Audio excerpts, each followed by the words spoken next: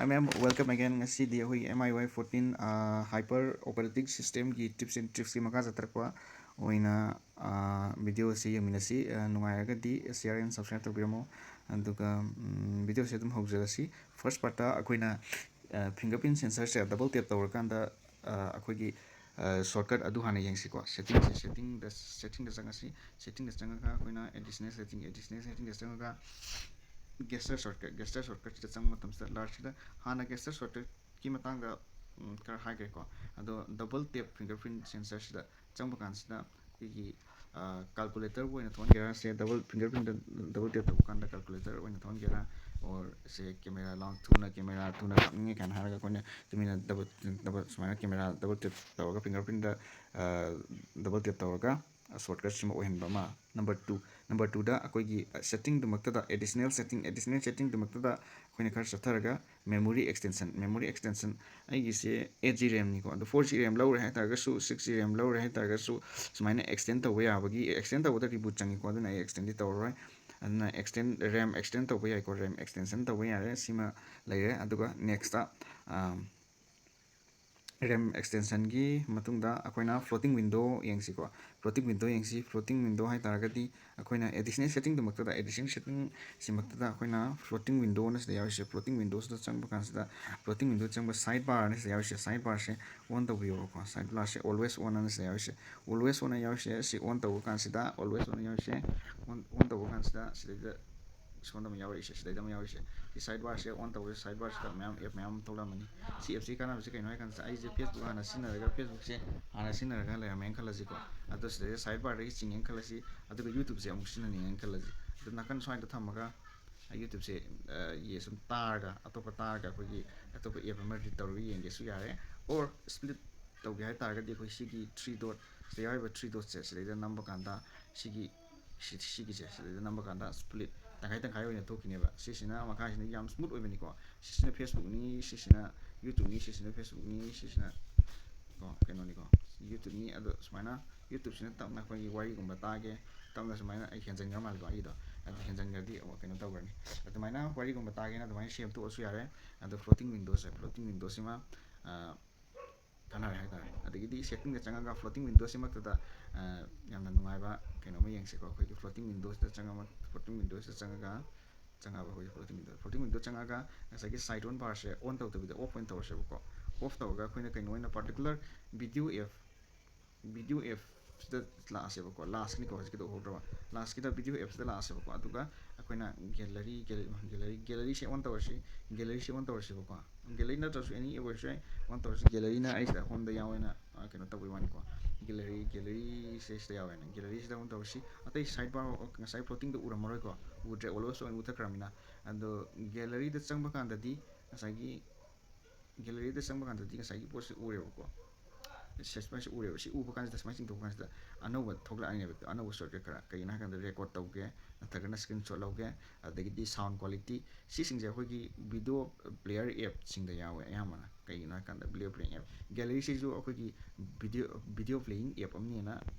lawra kanda moina akoi video da record tawge nataga style change tawge style je akoi yengmo matamda koi nungdang da film yengai tar sumai tawge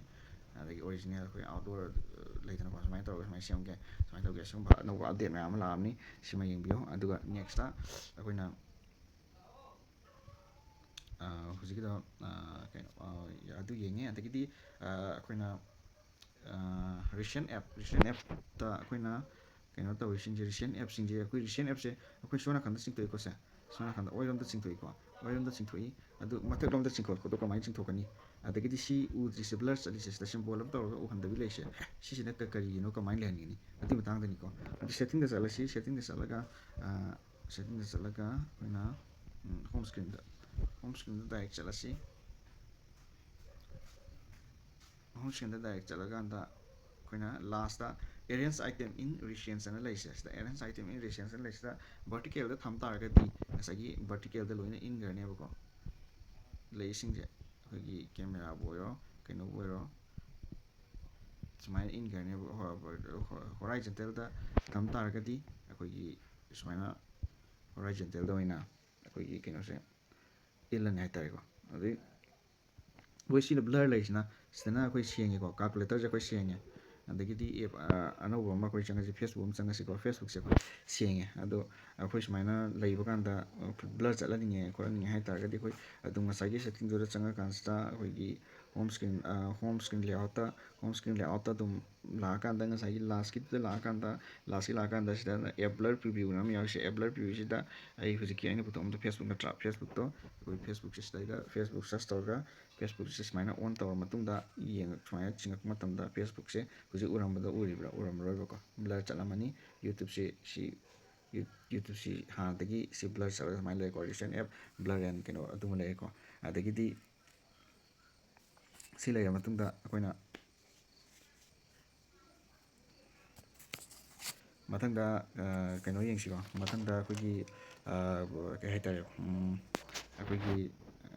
ꯃꯔꯛꯇ ꯑꯩꯈꯣꯏꯒꯤ ꯃ꯭ꯌꯨꯖꯤꯛꯀꯤ ꯃꯇꯥꯡꯗ ꯑꯩꯈꯣꯏꯅ ꯃ꯭ꯌꯨꯖꯤꯛꯀꯤ app ꯑꯩꯈꯣꯏꯅ app music ꯌꯥꯎꯕ app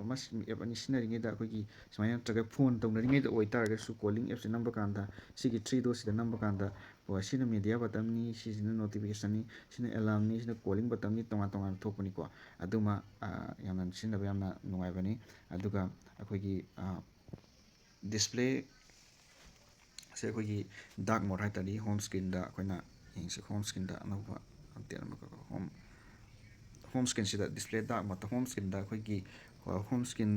ꯅꯦꯚꯤꯒꯦꯁꯟꯒꯤ ꯁꯤꯒꯤ ꯍꯥꯟꯅ ꯍꯥꯏꯈ꯭ꯔꯦꯀꯣ direct ꯑꯗꯣ home ꯁ꯭ꯀ꯭ꯔꯤꯟꯁꯤꯗ ꯑꯩꯈꯣꯏꯅ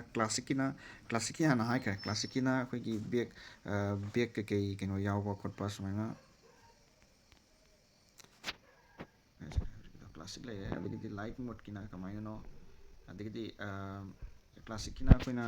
ꯑꯦꯞꯁꯦ ꯁꯨꯃꯥꯏꯅ ꯆꯤꯡꯈꯠꯂꯛꯄꯗ ꯑꯦꯞ ꯂꯥꯛꯑꯣꯏ ꯀꯩꯅꯣ ꯑꯣꯏꯅ ꯂꯥꯛꯑꯦꯀꯣ ꯑꯗꯒꯤꯗꯤ ꯁꯤ ꯑꯦꯞ ꯗ꯭ꯔꯣꯋꯔꯗ ꯊꯝ ꯇꯥꯔꯒꯗꯤ ꯑꯩꯈꯣꯏꯅ ꯑꯦꯞ ꯁꯨꯃꯥꯏꯅ ꯆꯤꯡꯈꯠꯄ ꯀꯥꯟꯗ ꯑꯦꯞꯁꯦ ꯁꯨꯃꯥꯏꯅ ꯆꯤꯡꯈꯠꯄ ꯀꯥꯟꯗ ꯑꯦꯞꯁꯦ ꯂꯥꯛꯑꯦ ꯁꯤ ꯁꯨꯃꯥꯏꯅ ꯆꯤꯡꯈꯠꯄ ꯀꯥꯟꯁꯤꯗ ꯑꯦꯞ ꯂꯥꯛꯄ ꯀꯥꯟꯁꯤꯗ ꯑꯦꯞ ꯗ꯭ꯔꯣꯋꯔ ꯁꯤꯒꯤ ꯑꯦꯞ ꯗ꯭ꯔꯣꯋꯔꯁꯤꯗꯅꯦꯕꯀꯣ ꯑꯦꯞ ꯗ꯭ꯔꯣꯋꯔꯒꯤ ꯕꯦꯛꯒ꯭ꯔꯥꯎꯟꯅꯤ ꯁꯤꯗ ꯑꯃ ꯌꯥꯎꯔꯤꯁꯦ ꯕꯦꯛꯒ꯭ꯔꯥꯎꯟ ꯌꯥꯎꯔꯤꯁꯤꯗ ꯃꯆꯨꯁꯤꯗ ꯑꯩꯈꯣꯏꯅ ꯇ꯭ꯔꯥꯟꯁꯄꯦꯔꯦꯟꯁꯤꯁꯦ ꯌꯥꯝꯅ ꯁꯨꯃꯥꯏꯅ ꯆꯦꯟꯖ ꯇꯧꯕ ꯌꯥꯏꯑꯕ ꯇ꯭ꯔꯥꯟꯁꯄꯦꯔꯦꯟꯁꯤꯁꯦ ꯆꯦꯟꯖ ꯇꯧꯕ ꯌꯥꯏ ꯗꯥꯔꯛ ꯃꯣꯠ ꯑꯣꯏꯒꯦꯔꯥ ꯑꯦꯅꯤ ꯀꯂꯔꯗ ꯑꯣꯏꯒꯦꯔꯥ ꯆꯦꯟꯖ ꯇꯧꯕ ꯌꯥꯏꯑꯕꯀꯣ ꯑꯗꯨꯒ ꯃꯥꯁꯦ ꯑꯦꯄ꯭ꯂꯥꯏ ꯇꯧꯕ ꯌꯥꯏꯑꯕꯀꯣ ꯑꯗꯨꯒ ꯑꯃꯨꯛ ꯅꯦꯛꯁꯇ ꯑꯃꯅ ꯒ꯭ꯔꯨꯞ ꯑꯥꯏꯀꯣꯟ ꯕꯥꯏ ꯀꯂꯔꯅ ꯍꯥꯏꯁꯦ ꯒ꯭ꯔꯨꯞ ꯑꯥꯏꯀꯣꯟ ꯕꯥꯏ ꯀꯂꯔꯁꯤꯗ ꯑꯣꯟ ꯇꯧ ꯇꯥꯔꯒꯗꯤ ꯑꯩꯈꯣꯏꯅ ꯁꯨꯃꯥꯏꯅ ꯑꯦꯞ ꯁꯨꯃꯥꯏꯅ ꯂꯩꯕꯁꯦ ꯁꯤꯗꯩꯗ ꯀꯂꯔ ꯃꯌꯥꯝ ꯂꯩꯇ꯭ꯔꯦ ꯀꯂꯔ ꯃꯌꯥꯝꯁꯦ ꯔꯦꯠꯇ ꯅꯝ ꯇꯥꯔꯗꯤ ꯔꯦꯠ ꯑꯥꯏꯀꯣꯟ ꯑꯣꯏꯕ ꯀꯂꯔꯒ ꯊꯣꯛꯂꯛꯀꯅꯤ ꯌꯦꯂꯣꯗ ꯅꯝ ꯇꯥꯔꯒꯅ ꯌꯦꯂꯣ ꯑꯥꯏꯀꯣꯟ ꯑꯣꯏꯕ ꯃꯌꯥꯝ ꯑꯃ ꯑꯗꯒꯤ ꯒ꯭ꯔꯤꯟꯗ ꯅꯝ ꯇꯥꯔꯒꯅ ꯒ꯭ꯔꯤꯟ ꯑꯥꯏꯀꯣꯟ ꯃꯌꯥꯝ ꯑꯃ ꯑꯗꯒꯤꯗꯤ ꯕ꯭ꯂꯨꯗ ꯅꯝ ꯇꯥꯔꯒꯅ ꯕ꯭ꯂꯨꯗ ꯁꯨꯃꯥꯏꯅ ꯒ꯭ꯔꯨꯞꯄꯤꯡ ꯁꯦꯝꯗꯣꯏꯅꯤꯀꯣ ꯁꯤꯒꯤ ꯑꯃ ꯑꯗꯒꯤꯗꯤ ꯑꯩꯈꯣꯏꯅ ꯁꯦꯀꯨꯔꯤꯇꯤꯗ ꯐꯤꯡꯒꯔ ꯄ꯭ꯔꯤꯟ ꯇꯆꯅ ꯑꯩꯈꯣꯏꯅ ꯐꯤꯡꯒꯔ ꯄ꯭ꯔꯤꯟꯁꯦ ꯑꯩꯈꯣꯏꯒꯤ ꯗꯥꯏꯔꯦꯛ ꯐꯤꯡꯒꯔ ꯄ꯭ꯔꯤꯟ ꯑꯣꯏꯍꯟꯗꯕꯤꯗ ꯑꯩꯈꯣꯏꯁꯦ ꯐꯤꯡꯒꯔ ꯄ꯭ꯔꯤꯟ ꯂꯣꯛꯁꯦ ꯊꯝꯗ꯭ꯔꯦꯅ ꯊꯝꯃꯁꯨ ꯇꯆ ꯑꯣꯏꯅ ꯑꯣꯏꯍꯟꯒꯦ ꯌꯥꯏꯑꯕꯀꯣ ꯑꯗꯨꯒꯤ ꯃꯇꯥꯡꯗ ꯑꯗꯨ ꯑꯅꯧꯕ ꯐꯤꯆꯔꯅꯤ ꯃꯤꯅꯗꯤ ꯀꯩꯁꯨ ꯈꯪꯉꯔꯣꯏ ꯇꯨꯒꯗꯕ ꯍꯥꯏꯇꯥꯔꯦꯅꯦꯀꯣ ꯐꯤꯡꯒꯔ ꯄ꯭ꯔꯤꯟꯗ ꯆꯪꯕꯤꯔꯣ ꯁꯨꯃꯥꯏꯅ ꯐꯤꯡꯒꯔ ꯄ꯭ꯔꯤꯟꯗ ꯆꯪꯉ ꯃꯇꯨꯡꯁꯤꯗ ꯁꯤꯒꯤ ꯐꯤꯡꯒꯔ ꯄ꯭ꯔꯤꯟꯁꯤꯗ ꯆꯪꯉꯒ ꯁꯤ ꯐꯤꯡꯒꯔ ꯄ꯭ꯔꯤꯟ ꯑꯩꯈꯣꯏꯒꯤ ꯍꯥꯡꯉ ꯃꯇꯨꯡꯗ ꯑꯩꯈꯣꯏꯒꯤ ꯐꯤꯡꯒꯔ ꯄ꯭ꯔꯤꯟ ꯔꯤꯀꯣꯒꯅꯤꯁꯟ ꯃꯦꯊꯣꯠꯁꯦ ꯁꯤꯗꯩꯗ ꯇꯆꯇ ꯅꯝꯕ ꯃꯇꯝꯗ ꯑꯗꯨꯝ ꯑꯩꯈꯣꯏ ꯁꯨꯃꯥꯏꯅ ꯄꯣꯠꯁꯦ ꯑꯩꯈꯣꯏꯅ ꯑꯗꯨꯝ ꯇꯆ ꯇꯧꯔꯒ ꯑꯗꯨꯝ ꯍꯥꯡꯉꯛꯀꯅꯦꯕꯀꯣ ꯇꯆꯇꯪ ꯇꯧꯔꯒ ꯐꯤꯡꯒꯔ ꯄ꯭ꯔꯤꯟ ꯅꯠꯇꯕꯀꯣ ꯑꯗꯨꯃꯥꯏꯅ ꯍꯥꯡꯉꯛꯀꯅꯤ ꯑꯗꯨꯒ ꯂꯥꯁꯇ ꯌꯥꯝꯅ ꯍꯤꯗꯟ ꯑꯣꯏꯕ ꯐꯪꯗꯕ ꯄꯣꯠ ꯑꯃ ꯍꯥꯏꯔꯝꯒꯦ ꯊꯤꯕ ꯀꯥꯟꯗꯇꯪ ꯐꯪꯕ ꯍꯤꯗꯟꯁ ꯑꯦꯞ ꯁꯤꯒꯤ ꯍꯤꯗꯟ ꯑꯦꯞ ꯍꯥꯏꯁꯦ ꯁꯦꯀꯨꯔꯤꯇꯤꯗ ꯐꯅ ꯊꯤꯖꯔꯁꯨ ꯐꯪꯉꯣꯏꯕꯀꯣ ꯍꯤꯗꯟ ꯑꯦꯞꯁꯦ ꯑꯩꯅ ꯁꯤꯒꯤ ꯋꯥꯆꯞꯁꯦ ꯑꯩ ꯍꯤꯗꯟ ꯇꯧꯈ꯭ꯔꯒꯦꯕꯀꯣ ꯑꯣꯔ ꯁꯤꯗ ꯌꯥꯎꯕꯁꯦ ꯀꯩꯅꯣꯗ ꯌꯥꯎꯕꯁꯦ ꯐꯦꯁꯕꯨꯛ ꯀꯩꯅꯣꯁꯦ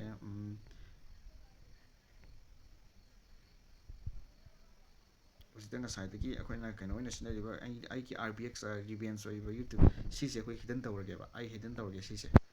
ꯍꯤꯗꯟ ꯇꯧꯔꯒꯦ ꯑꯗꯨ ꯇꯥꯔꯗꯤ ꯃꯥ ꯌꯥꯎꯔꯝꯃꯔꯣꯏꯕ ꯁꯤꯗ ꯌꯥꯎꯗ꯭ꯔꯦꯕꯀꯣ ꯁꯤ ꯀꯃꯥꯏꯅ ꯄꯨꯊꯣꯛꯀꯅꯤ ꯍꯥꯏ ꯇꯥꯔꯒꯗꯤ ꯈꯨꯠꯁꯦ ꯁꯨꯃꯥꯏꯅ ꯆꯤꯡꯊꯣꯛ ꯇꯥꯔꯒꯗꯤ ꯁꯨꯃꯥꯏꯅ ꯍꯤꯗꯟ ꯌꯥꯎꯔꯝꯒꯅꯦꯕ ꯁꯝꯅ ꯍꯥꯏꯔꯀꯥꯟꯗ ꯁꯤ ꯑꯃꯨꯛꯀ ꯌꯦꯡꯁꯤ ꯁꯤꯗ ꯑꯩꯈꯣꯏꯅ ꯑꯩꯒꯤ ꯁꯤꯗ ꯒꯦꯂꯔꯤꯁꯤꯗ ꯌꯥꯎꯔꯤꯀꯣ ꯒꯦꯂꯔꯤ ꯌꯥꯎꯔꯤ ꯑꯗꯣ ꯑꯩ ꯍꯤꯗꯟ ꯑꯦꯞꯇ ꯆꯪꯉꯁꯤ ꯒꯦꯂꯔꯤꯁꯦ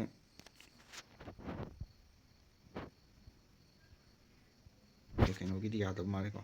ꯀꯩꯅꯣ ꯌꯦꯡꯁꯤ ꯐꯦꯁꯕꯨꯛꯁꯤꯗ ꯂꯩꯔꯦꯀꯣ